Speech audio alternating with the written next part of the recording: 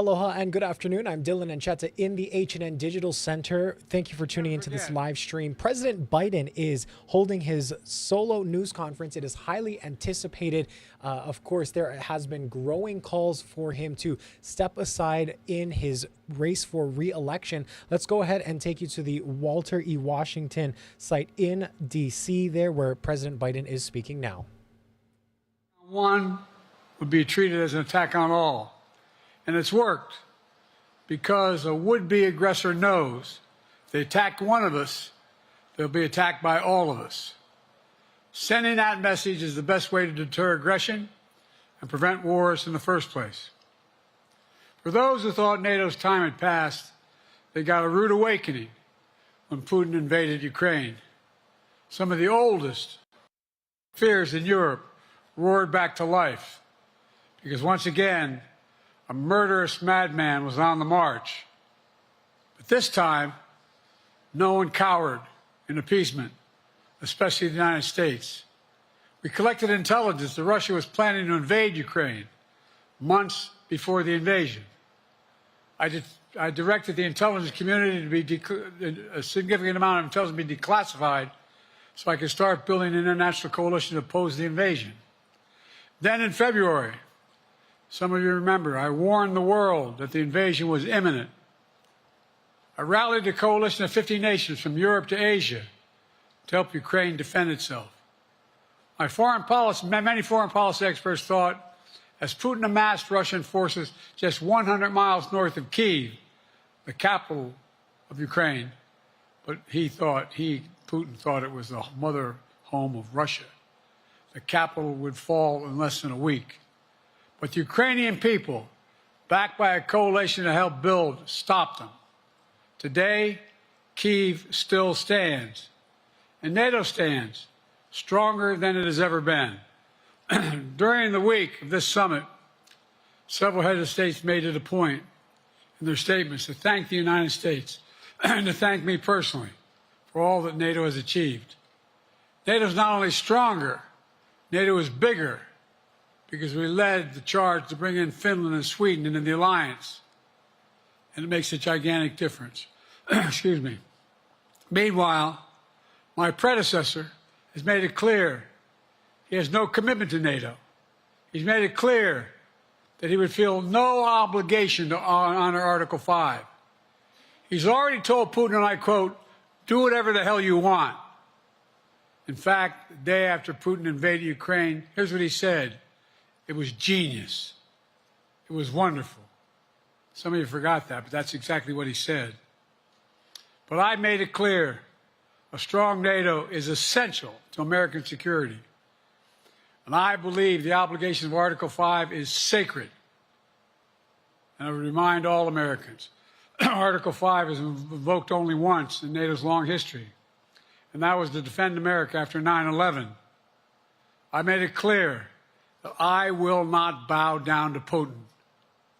I will not walk away from Ukraine. I will keep NATO strong.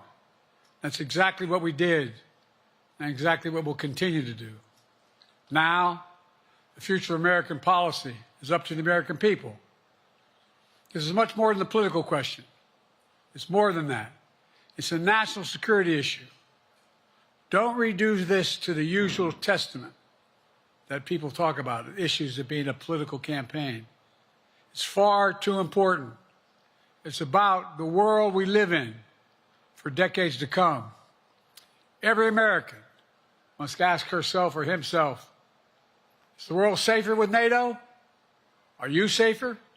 Is your family safer? I believe the American people know. The answer to all those questions is yes. And I believe the American people understand that America is stronger because of our alliances. I believe the American consensus from Truman to Reagan to me still holds today. America cannot retreat from the world. We must lead the world. We're an indispensable nation, as Madeleine Albright wrote. Now let me turn to three other key issues. Just this morning, we had a great economic report showing inflation is down. Overall prices fell last month. Core inflation is the lowest it's been in 3 years. Prices are falling for cars, appliances, and airfares. Grocery prices have fallen since the start of the year. We're going to keep working to take down corporate greed to bring those prices down further. Meanwhile, Trump's calling for a 10% tariff on everything Americans buy, including food from overseas, vegetables, and other necessities. And economists tell us that would cost the average American working family another $2,500 a year. It's a tax of $2,500 a year. Second, our efforts to secure the border, the southern border, is working. After Trump killed the bipartisan effort to secure the border, Republicans and Democrats had worked on, because he thought it would benefit me and make him a loser, Republicans walked away. So I took executive action last month. As a consequence, working with Mexico, border encounters have gone down over 50%. The current level is lower today than when Trump left office. Third, for months, the United States has been working to secure a ceasefire in Gaza, to bring the hostages home, to create a path for peace and stability in the Middle East. 6 weeks ago, I laid out a detailed plan in writing. It was endorsed by the UN Security Council, the G7. That framework is now agreed on by both Israel and Hamas. So I sent my team to the region to hammer out the details. These are difficult, complex issues. There's still gaps to close. We're making progress. The trend is positive, and I'm determined to get this deal done and bring an end to this war, which should end now. Let me conclude where I began. We're the United States of America. We are the indispensable nation. Our leadership matters. Our partnerships matter. This moment matters. We must rise to meet it. With that, I'll take your questions. I've been given a list of people to call on here. Reuters, Jeff Mason.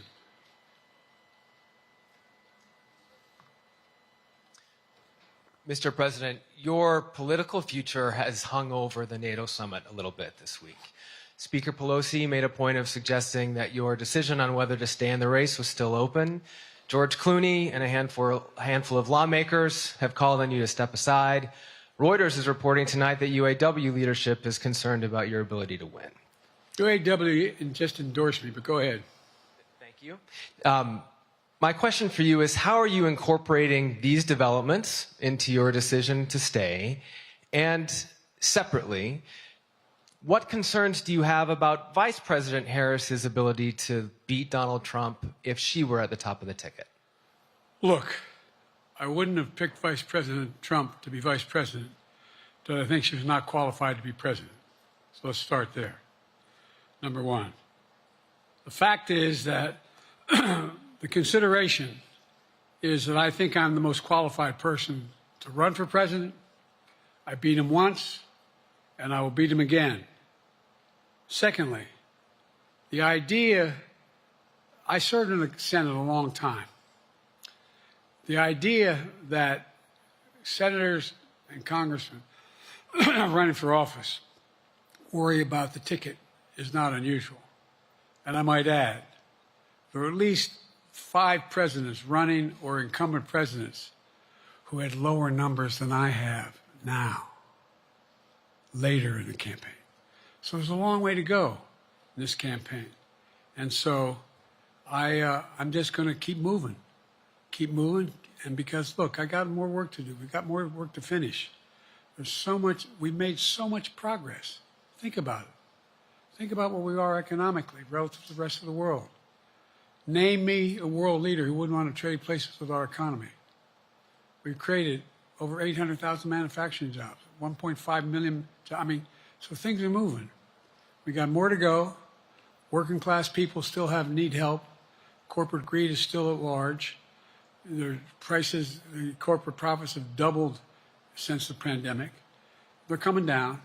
And so I'm optimistic about where things are going. Danny Kemp, AFP. Thanks. Thank you, Mr. President. I wanted to ask you about your, you mixed up Presidents Zelensky and Putin earlier today. And you now have sort of your key allies, including the British Prime Minister, the President of France, the German Chancellor having to step in and make excuses for you on that. Officials here are saying off the record that your decline has become noticeable. Hasn't this now, frankly, become damaging for America's standing in the world? Thank you. Did you see any damage to our standing in my leading this conference? Have you seen a more successful conference? What do you think? And the Putin piece, I was talking about Putin, and I said, and now, at the very end, I said, here, I mean, Putin. I said, no, I'm sorry, Zelensky. And then I added 5 other names. Look, guys, the idea anybody suggests that we haven't had an incredibly successful conference. How many times did you hear in that conference, I know it sounds too self-serving, but other leaders, heads of state, in thanking me, saying the reason we're together is because of Biden, because Biden did the following. Look, folks, this is, well, anyway, I thought it was the most successful conference I've attended in a long time, and find me a world leader who didn't think it was. Next one, Nancy Cordes, CBS. Thank you, Mr. President. You mentioned other instances in history where presidents have faced a challenge, but what makes this moment in history so unique is that it is not your enemies who are calling on you to stay in the race. It's your friends, supporters, people who think you've done a great job over the past 4 years.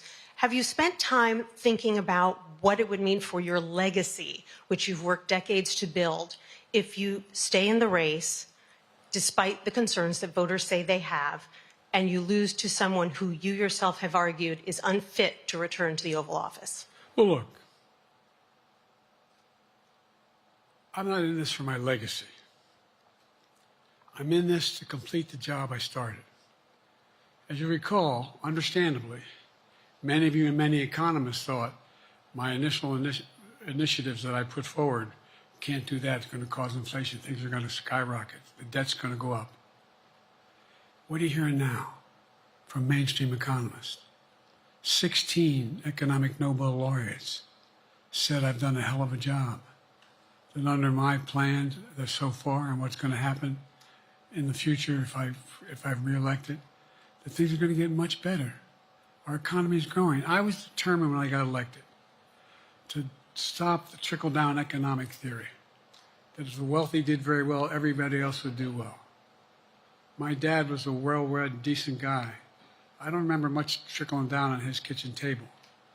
Middle-class people and working-class people need help. And so what happened is I decided to was able to implement as president what I believed when I was a senator. And that is that the way to build this economy is from the middle out and the bottom up. That way we grow the economy. And the wealthy still do very well. They do fine. And guess what? Find me an economist, a mainstream economist who said we haven't done well. What have we not done that isn't working right now? And so we got more to do, though. We got to finish the job. And by the way, I come from the corporate state of the world. Delaware has more corporations registered in Delaware than every other state in the nation combined. I'm not anti-corporate, but corporate profits have doubled since the pandemic, doubled. It's time things get back in order a little bit. It's time, for example, if I'm reelected, we're going to make sure that rents are kept at 5% increase, corporate rents for apartments and the like and homes are limited to 5%. We're going to make a lot of changes that I've been talking about because we're going to continue to grow this economy. And by the way, remember how I got so roundly criticized for being so pro-union, not labor, union. Well, guess what? I've been the most pro-union labor president in history. Not a joke. And guess what? We had the Treasury Department do a study. When unions do better, everybody does better. Everybody does better.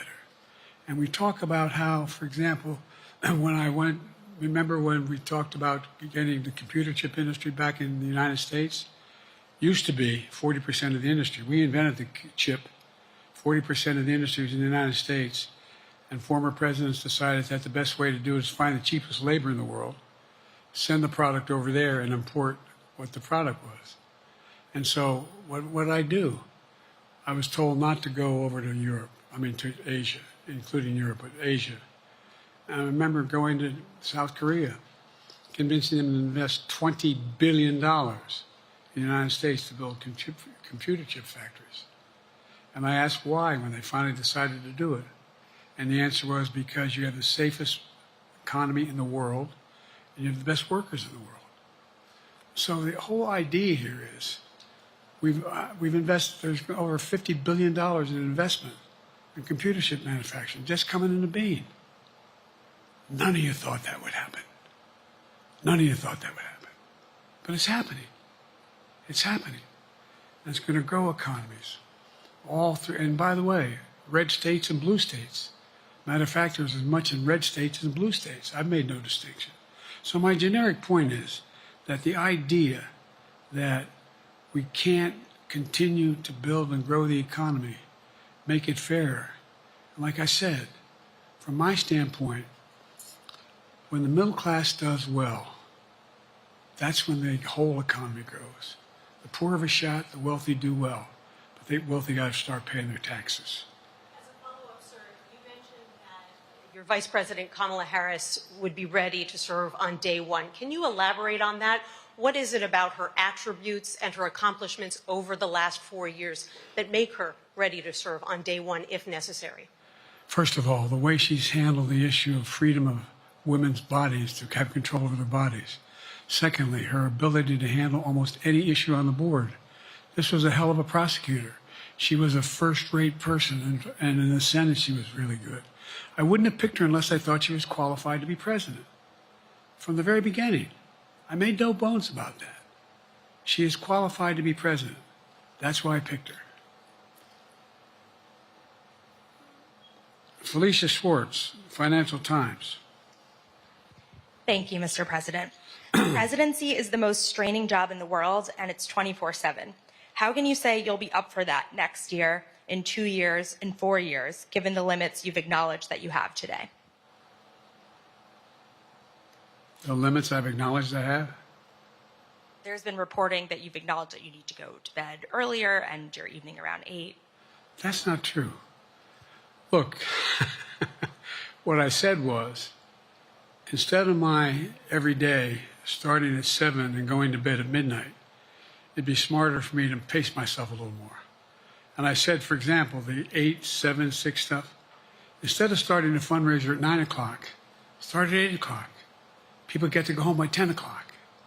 That's what I'm talking about. I'm not talking about, and if you look at my schedule since I made that stupid mistake in the campaign, in the debate, I mean, my schedule has been full bore. I've done, where's Trump been? Riding around in his golf cart, filling out his scorecard before he hits the ball? I mean, look, he's done virtually nothing. And I have, I don't know how many, don't hold me to it, roughly 20 major events. Some of them with thousands of people showing up. And so I just think it's better. I always have an inclination, whether I was playing sports or doing politics, just to keep going, not stop. I just got to just pace myself a little more. Pace myself. And the next debate, I'm not going to be traveling into 15 time zones a week before. Anyway, that's what it was about. That's what it was about. And by the way, even with that, I love my staff, but they add things all the time. At the very end, I'm catching hell from my wife for that. Anyway, I'm sorry, Zeke Miller, Associated Press.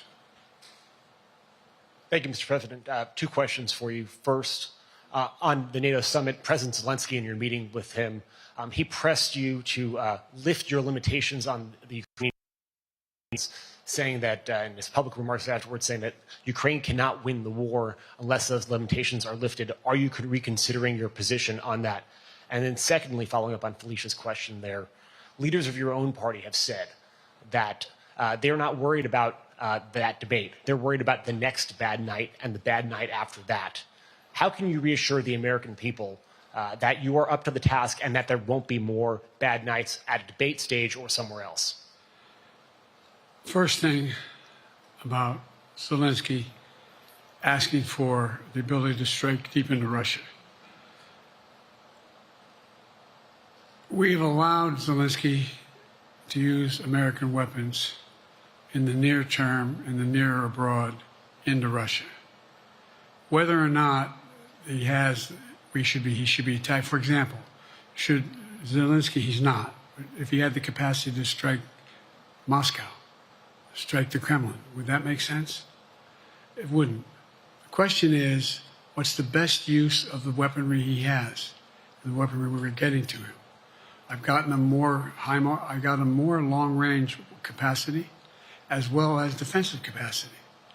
And so our military is working. I'm following the advice of my commander-in-chief, the chief of staff of the military, as well as the Secretary of Defense and our intelligence people. And we're making a day-to-day basis on what they should and shouldn't go, how far they should go in. That's a logical thing to do. Second question related to bad nights, sir. How can you reassure the American people that you won't have more bad nights, whether they be on a debate stage or it's a matter of foreign policy? Well, I tell you what, the best way to assure them is the way I assure myself. And that is, am I getting the job done? Can you name me somebody who's got more major piece of legislation passed in 3.5 years? I created 2,000 jobs just last week. So if I slow down, I can't get the job done. That's a sign that I shouldn't be doing it. But there's no indication of that yet. None. Who I got here?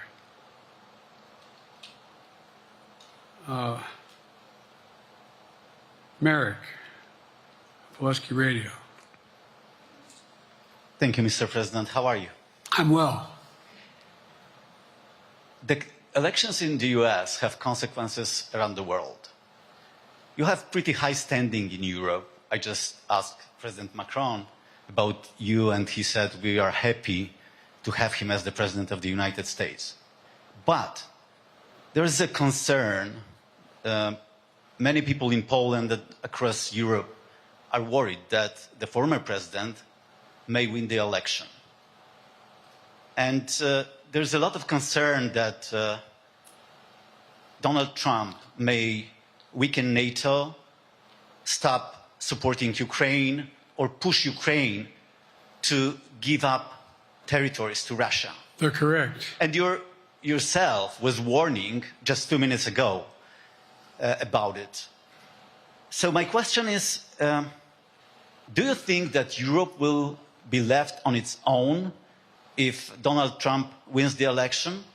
And what's your advice to European leaders to prepare for possible US disengagement? Well, look,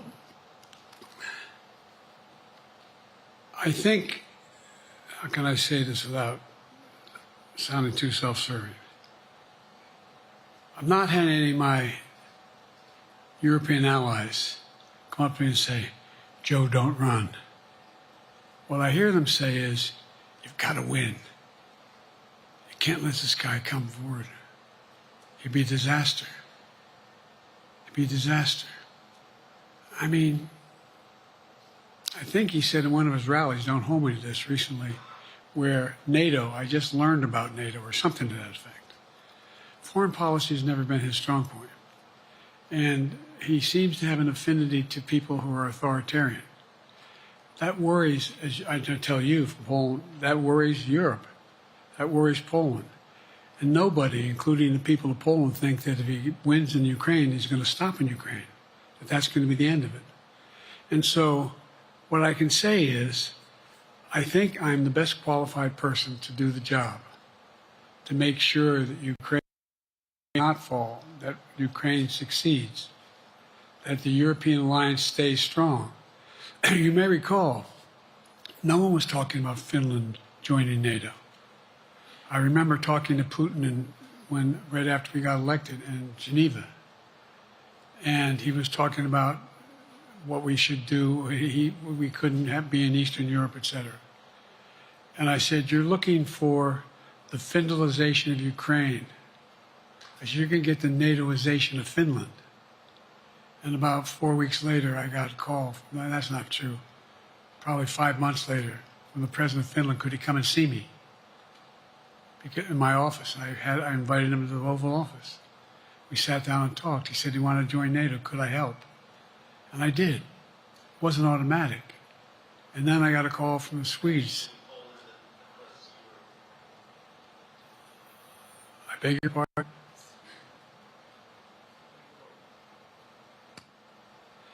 And so Finland joined NATO. 800-mile border is a significant, and they were already allies, but they weren't part of NATO. And you heard, I think you heard, maybe, I can't recall what he said in public in our closed meeting, but he wouldn't mind being repeated. He said, we decided in Finland, the people of Finland decided they had to be part of NATO. It was in our interest because of the joint ability to be together, to dissuade any attack on Finland. And the same thing with Sweden. It took a lot of selling to some folks, particularly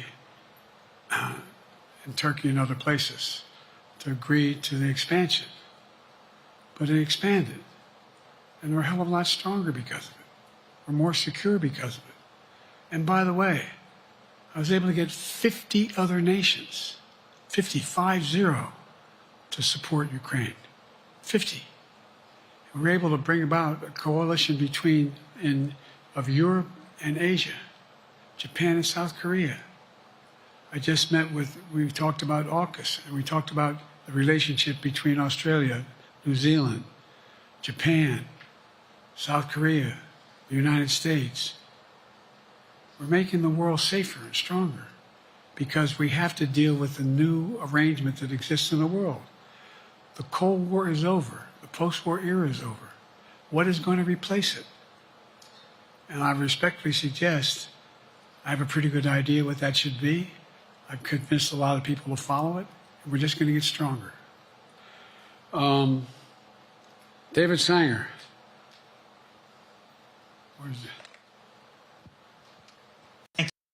Be nice, David. Mr. President, the NATO declaration that was issued yesterday was very notable because it described China as a decisive enabler of the war in Ukraine for its provision of critical goods to the Russians. That's part of a broader partnership that seems to have cemented in place in the past 2 or 3 years. I think one that you were a little bit doubtful of when we asked you about it some time ago. So I'd be interested to know whether you have a strategy now of trying to interrupt the partnership between China and Russia, and whether or not in a second term you would pursue that, if you could describe that strategy to us. And along the way, could you also tell us whether you think, just to follow up on Felicia's question, that if you were in a room with Vladimir Putin again, the way you were 3 years ago, or with President Xi, that a few years from now you will be able to go negotiate with them, handle them one-on-one? Well, the first part of the question is, we discussed and I raised in the NATO summit, and others raised, the future of China's involvement, what they're going to do, what they're doing with Russia in terms of accommodating, facilitating. They're getting access to additional. They're not supplying weapons themselves. They're supplying mechanisms for them to be able to get weapons. And China's position is basically, and I've spent more time with Xi Jinping than any world leader has, over 90 hours since being vice president all the way through, for real. And by the way, I handed all my notes. But my point is that Xi believes that China is a large enough market that they can entice any country, including European countries, to invest there in return for commitments from Europe to do A, B, C, or D, or not to do certain things.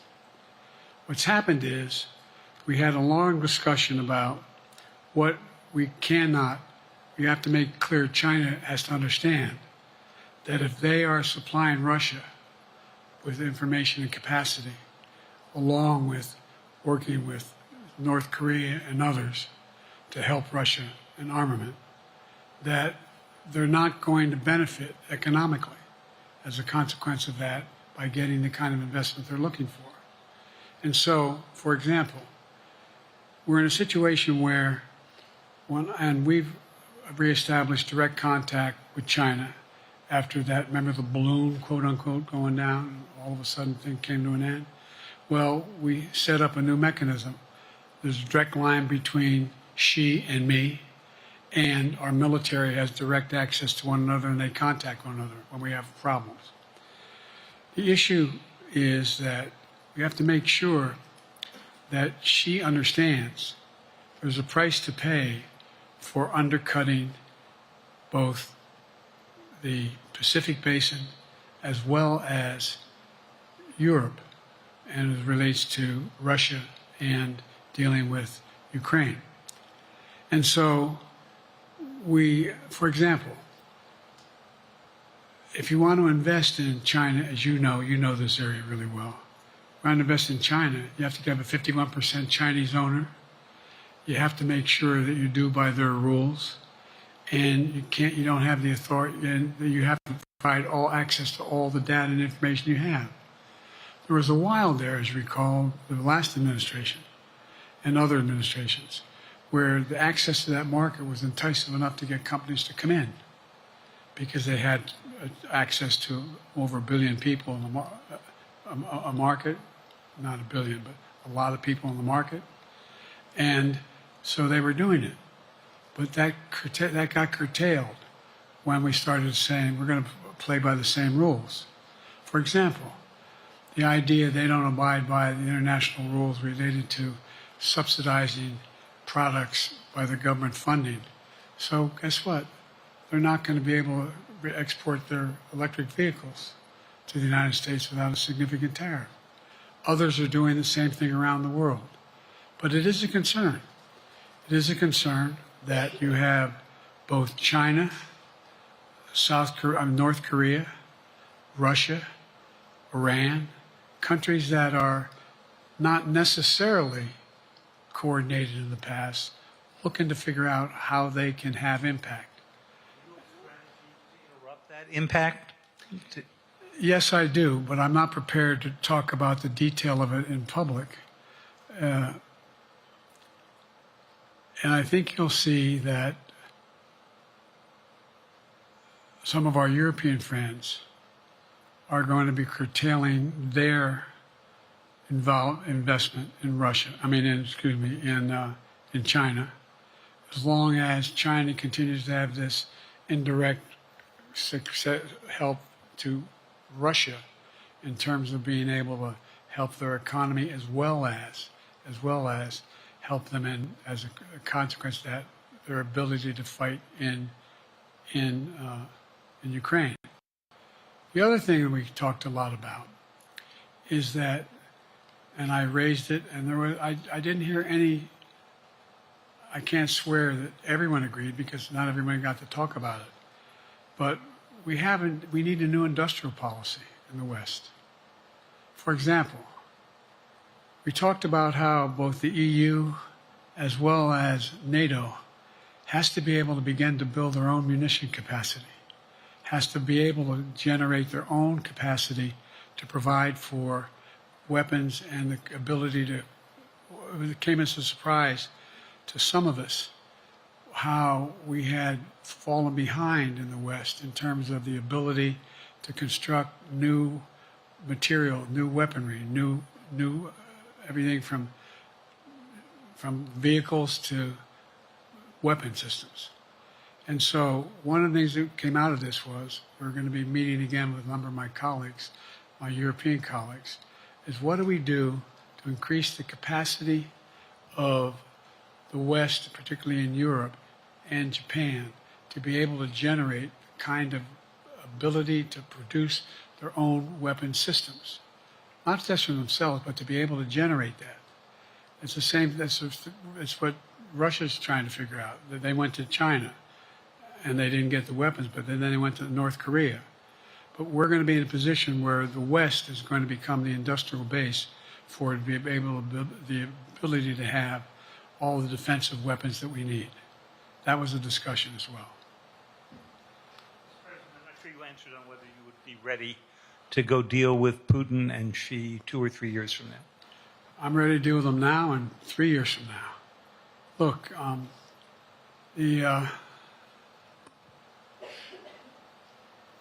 like I said, I'm dealing with Xi right now and direct contact with him. I have no good reason to talk to Putin right now. There's not much that he is prepared to do in terms of accommodating any change in his behavior. And, but there isn't any world leader I'm not prepared to deal with. But I understand the generic point is Putin ready to talk? I'm not ready to talk to Putin unless Putin's ready to change his behavior. And the idea, look, Putin's got a problem. First of all, in this war that he is supposedly have won, and by the way, I think, don't hold me to the exact number, but I think that Russia had 17.3% of Ukraine that they've conquered. Now it's 17.4. I mean, in terms of percentage of territory. They've not been very successful. They've caused horrible damage, loss of life, but they've also lost over 350,000 troops, military, killed or wounded. They have over 1 million people, particularly young people with technical capability, leaving Russia because they see no future there. They've got a problem. But what they do have control of is they are very good at controlling and running the public outcry that relates to how they use mechanisms to communicate with people. They lie like hell to the constituencies. They lie like hell about what's going on. And so the idea that we're going to be able to fundamentally change Russia in the near term is not likely. But one thing for certain, if we allow Russia to succeed in Ukraine, they're not stopping in Ukraine. I recommend, I know you know this because you've written about it, read Putin's speech after they moved in, what it was all about in Kyiv. It wasn't about just, anyway, read what his objective is. And anyway, but so I think that I'm prepared to talk to any leader who wants to talk, including if Putin called me and wanted to talk. Last time I talked to Putin was trying to get him to work on an arms control agreement related to nuclear weapons in space. That didn't go very far. So my point is, I'm prepared to talk to anybody, but I don't see any inclination. There is an inclination on the part of the Chinese to keep in contact with me because they're not sure where this all goes. And look what's happened in Asia. We have strengthened the Asian Pacific area more than anyone else has. We just put together with, today I brought on, I asked our NATO allies that we bring on a group from the South Pacific, Australia, New Zealand, Japan, Australia. I already mentioned Australia. And I met twice now, I think, with the 14 leaders of the Pacific Island nations. And we've slowed down what's going on there. We've slowed down China's reach. But there's a lot of work to do. This is a moving target, and I don't take it lightly. Assam from NPR. Thank you, Mr. President. Asma Khalid with NPR. I have two questions. Earlier, you spoke about the ceasefire plan between Israel and Hamas. We're now looking at 10 months of war, and I'm curious if there's anything that you feel personally you wish you would have done differently over the course of the war. And then secondly, if I may, I wanted to ask you about your presidential campaign. I remember covering your campaign in 2020, and there was a moment where you referred to yourself as a, quote, bridge candidacy, a transition to a younger generation of leaders. I want to understand what changed. Two things. Let's go back to when you talked about would I have changed anything that's happening with Israel and the Palestinians and the Palestinian movement. The answer is, as you recall, from the very beginning, I went to Israel, but I also got immediate contact with al-Sisi in Egypt. I met with the King of Jordan. I met with most of the Arab leaders to try to get a consensus going as to what had to be done to deal with getting more aid and food and medicine into and we pushed it really hard. And Israel occasionally was less than cooperative, number one. The Israeli War Cabinet, I've been dealing with Israel since Golda Meir. Some of the reporters around here cover me all the time have heard me say this. The first time I met with Golda Meir, I sat across from her at her desk, and her assistant was Rabin sitting next to me. That's how far back I go. I know Israel well, and I support Israel. But this war cabinet is one of the most conservative war cabinets in the history of Israel. And there's no ultimate answer other than a two-state solution here.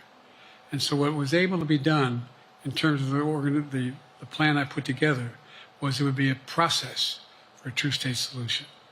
And we get the Arab nations to, particularly from Egypt all the way to Saudi Arabia, to be in a position where they would cooperate in the transition so that they could keep the peace in Gaza without Israeli forces staying in Gaza. The question has been from the beginning, what's the day after in Gaza? And the day after in Gaza has to be, the end of the day after has to be no occupation by Israel on the Gaza Strip, as well as the ability for us to get in and out as rapidly as you can, all that's needed there. I've been disappointed that some of the things that I've put forward have not succeeded as well, like the port we attached from Cyprus. I was hopeful that would be more successful. But that's why when I went to Israel immediately after the massacres that occurred at the hands of Hamas, the one thing I said to the Israelis, and I met with the War Cabinet and with Bibi, don't make the same mistake after bin Laden. There's no need to occupy anywhere. Go after the people who did the job. You may recall, I still get criticized for it, but I was totally opposed to the occupation and trying to unite Afghanistan. Once we got bin Laden, we should have moved on because it was not no one's ever going to unite that country. I've been over every inch of that, not every inch, the entirety from the poppy fields all the way to the north. I said, don't make the same mistake we made. Don't think that's what you should be doing, is doubling down. We'll help you find the bad guys, Sinwar and company. And all this criticism about I wouldn't provide when the weapons they needed. I'm not providing them 2,000-pound bombs. They cannot be used in Gaza or any populated area without causing great human tragedy and damage. But remember what happened when you had the attack on Israel with rockets and ballistic missiles. I was able to unite the Arab nations as well as Europe, and nothing happened. Nothing got hurt. It sent an incredible lesson to what was going on from the Middle East. So there's a lot of things, in retrospect, I wish I had been able to convince the Israelis to do. But the bottom line is we have a chance now. It's time to end this war. Doesn't mean walk away from going after Sinwar and Hamas. And if you notice, you know better than most, there is a growing dissatisfaction on the West Bank from the Palestinians about Hamas. Hamas is not popular now. And so there's a lot of moving parts. I just have to keep moving to make sure that we get as much done as we can toward a ceasefire, and get those. And by the way, look at the numbers in Israel. I mean, my numbers are better in Israel than they are here. But then again, they're better than a lot of other people here too. But anyway. Bridge candidacy in 2020, you referred to yourself as being a bridge candidate for a younger, fresher generation of Democratic leaders, and I wanted to know what changed. What changed was the gravity of the situation I inherited in terms of the economy, our foreign policy, and domestic division. And I think, I won't put words in anybody's mouth, most presidential historians give me credit for having accomplished more than most any president since Johnson and maybe before that to get major pieces of legislation passed. And what I realized was my long time in the Senate had equipped me to have the wisdom to know how to deal with the Congress, to get things done. We got more major legislation passed that no one thought would happen. And I want to finish it, to get that finished. If tomorrow, if we had a circumstance where there was a lineup and I hadn't inherited what I did and we just moved things along, anyway, it's going to change. Last question. Haley Bull, Scripps. Or no, Josh Weingrove, I'm sorry, was the next one. I'll do 2 more questions. Thank you, Mr. President. Many of your colleagues, Democrats on the Hill, are watching tonight as they say about your candidacy. I'm wondering how you're thinking of this right now. It seems like your answer is clear, but they're watching how things go tonight, tomorrow in Michigan, next week in Texas and Nevada. Are you thinking that way about how the next week or 2 goes would inform your... Am I using that way, you said? Are you thinking that way about how the next 2 weeks go? Will that affect your decision, or are you fully determined on running in November as the party's nominee? I'm determined on running, but I think it's important that I allay fears by let them see me out there. Let me see them out. You know, for the longest time it was, Biden's not prepared to sit with us unscripted. Biden's not prepared to, anyway.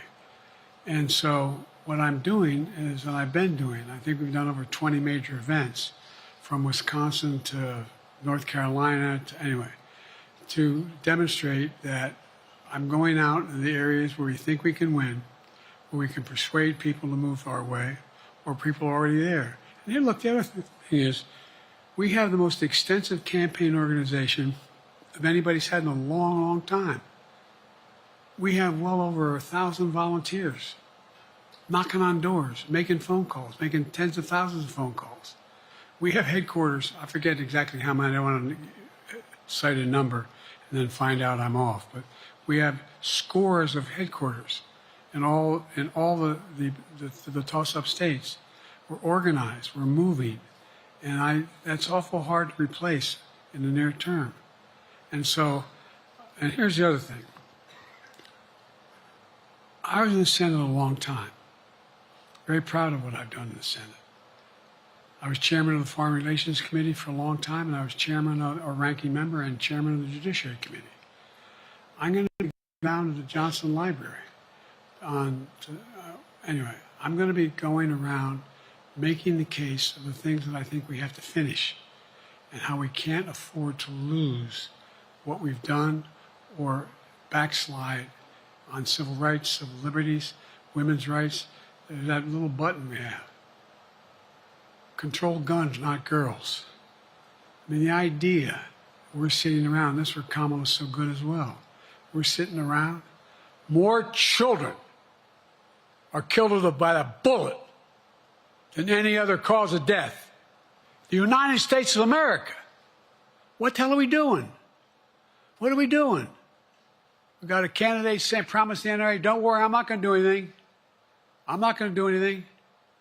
We got a Supreme Court that is what you might call the most conservative court in American history. This is ridiculous. There's so much we can do still, and I'm determined to get it done. It's about freedom. And by the way, I'll end this. Well, I'm not going to do that. Haley has to come up too. But I remember I made a speech on democracy in Philadelphia at Independence Hall. And I'm not being critical, just observing. The bulk of the press said, what the hell is he talking about that for? Democracy. You did. Democracy is not an issue. Democracy is not an issue. Except the polling data showed 60% of the people knew I was right, thought I was right. I'm not asking you a question. You don't have to answer, obviously. But do you think our democracy is under siege based on this court? Do you think democracy is under siege based on Project 2025? Do you think he means what he says when he says he's going to do away with the civil service, eliminate the Department of Education?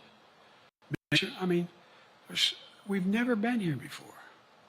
And that's the other reason why I didn't, you say, hand off to another generation. I've got to finish this job. I've got to finish this job because there's so much at stake. We've had some discussions over the past few days with your press secretary about the question of health exams. And you said you take a cognitive test every day in this job. Are you open to taking another physical or test before the election? Governor Whitmer of Michigan, for instance, said it wouldn't hurt to take a test. Well, look, two things. One, I've taken 3 significant and intense neurological exams by a neurologist. In each case, as recently as February. And they say I'm in good shape, okay? Although I do have a little problem with my left foot because it's not as sensitive because I broke my foot and didn't wear the boot. But I'm good. I'm tested every single day about my neurological capacity to do decisions I make every day. You talk to my staff, all of you talk to my staff. Sometimes my staff talks a lot. But the fact of the matter is, I don't think you have them telling you that all the major ideas we've undertaken haven't been in part initiated by me. I remember when the staff and I said, I'm going to go to South Korea, we're going to get the chip. What are you doing? I'm going to get Japan and Korea back together again after essentially having hostilities toward one another since the end of World War II. I'm going to move and see that we can expand. You know, the only thing age does is help you with it. Creates a little bit of wisdom if you pay attention. And so the point I'm making is, I think it's important that if the neurologist tells me he thinks I need another exam, and by the way, I've laid every bit of the record out. Hadn't hidden a thing. You ought to ask Trump for his, okay? I laid it all out. And every single day I'm surrounded by good docs. If they think there's a problem, I promise you, or even if they don't think it's a problem, they think I should have a neurological exam again, I'll do it. But no one's suggesting that to me now. And I'll ask you another question. No matter what I did, no one's going to be satisfied. Did you have 7 docs? Did you have 2? Who'd you have? Did you do this? How many times did you? So I am not opposed if my doctors tell me I should have another neurological exam, I'll do it. But that's where I am. Haley Bull, Scripps.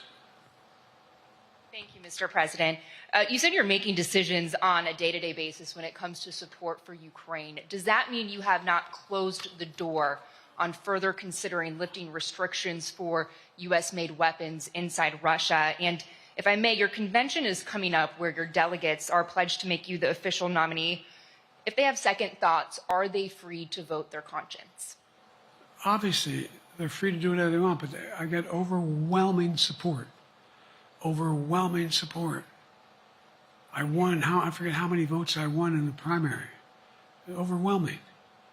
And so tomorrow, if all of a sudden I show up at the convention, everybody says, we want somebody else, that's the democratic process. It's not going to happen. Even if that means they vote for someone else? Sure. Look, I'll end this with this. I served in the Senate a long time. I understand the impetus of candidates running for local office and whether they think the top if they can help them or not. In my state of Delaware, which was a very, at least it was a red state when I started, in terms of where you now talk red and blue. I don't recall most of the Democratic presidents winning my state when I was a candidate. The truth of the matter is I understand the self-interest of every candidate. If they think that, running with Biden at the top is going to hurt them, then they're going to run away. I get it. But so far, go and look at the polling data in their states. Look at the in-depth, and by the way, I think you'd all acknowledge, and you're all experts. I'm not being solicitous about the president. You're experts on this stuff. How accurate does anybody think the polls are these days? I can give you a series of polls where you have likely voters, me versus Trump, where I win all the time. When the unlikely voters vote, he wins sometimes. The bottom line is all the polling data right now, which I think is premature because the campaign really hasn't even started. I mean, it hadn't started in earnest yet. Most of the time, it doesn't start till after September, after Labor Day. So a lot can happen. But I think I'm the best I believe I'm the best qualified to govern. And I think I'm the best qualified to win. But there are other people who could beat Trump too. But it's awful start from scratch. And, we talk about, money raised. We're not doing bad. We got about $220 million in the bank. We're doing well. So with that, you have want to follow up on any of that you just asked me? Yes. You earlier explained confidence in your vice president. Yes. If your team came back and showed you data that she would fare better against former President Donald Trump, would you reconsider your decision to stay in the race? No, unless they came back and said, there's no way you can win. Me. No one's saying that. No poll says that. Okay. Thanks. This ends tonight's press conference. Thanks, everybody.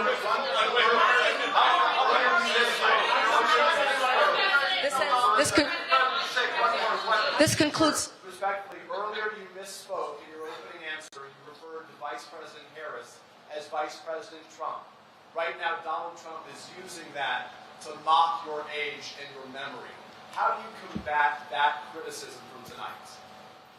Listen to him. This concludes tonight's press conference. Thank you, everybody. Thanks, everyone.